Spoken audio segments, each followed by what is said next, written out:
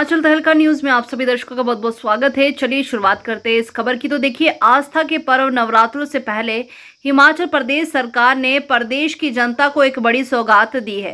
हिमाचल पथ परिवहन निगम और भाषा कला एवं संस्कृति विभाग की ओर से मिलकर प्रदेश के अंदर श्रद्धालुओं के लिए एक नई पहल की शुरुआत की जा रही है, जिसमें प्रदेश के अंदर सीधी बस सुविधा से श्रद्धालुओं को शक्ति पीठों में दर्शन करवाए जाएंगे।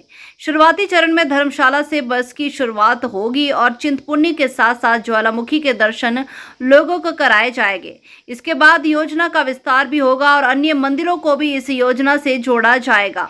इस बारे में पथ परिवहन निगम के मुखिया मुकेश अग्निहोत्री ने जानकारी दी। साथ ही उन्होंने ऐतिहासिक मंदिरों की दुर्दशा के लिए पुरातत्व विभाग को कोसा।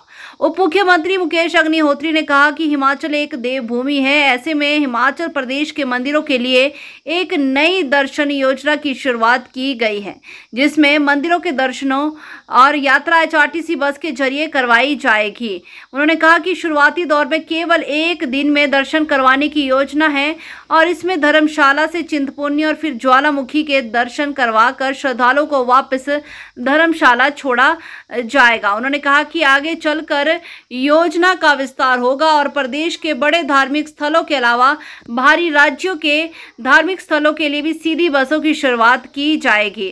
2 दर्जन मंदिरों की इस योजना से जोड़ने का प्लान है और इसके लिए नंबर भी जल्द जारी कर दिए जाएंगे। चलिए आपको दिखाते चलते हैं मुकेश अग्निहोत्री क्या कह रहे हैं इस मामले को लेकर। हिमाचल देवभूमि है और हमारे चप्पे चप्पे पे जो है देवता विराजमान है और बहुत ही रिनाउंड टेम्पल जो है, जो बहुत प्रसिद्ध धर्मस्थल हिमाचल प्रदेश में मौजूद हैं।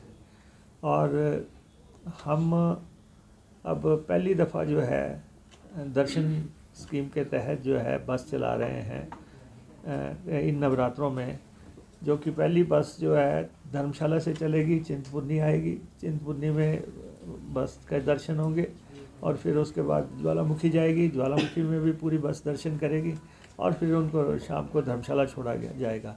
अभी हमने क्योंकि ये एक तरह से पायलट प्रोजेक्ट टाइप का शुरुआत है, तो अभी हमने इसको टूर को 1 डे 2 डे 3 डेज में कन्वर्ट नहीं किया।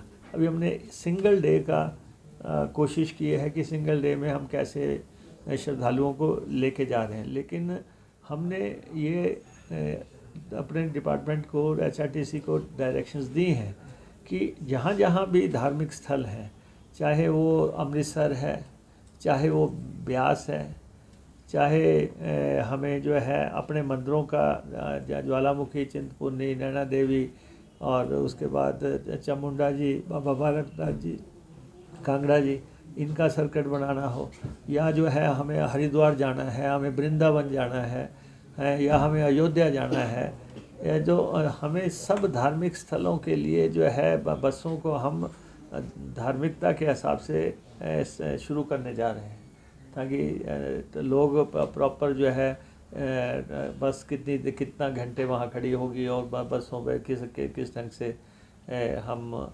जो है लोगों को, जैसे हरिद्वार में जाते हैं तो लोगों ने स्नान करने हैं, हम सिर्फ सवारी उतार के ना आ जाएं, हमने सवारी वापस लानी है, उस नज़रिए से भी बात हो। ऐसे ही खाटू श्याम की बस भी हम परमिट ले आए हैं जाके दूसरी स्टेट से, और वो बस भी हम अब शुरू करने वाले हैं।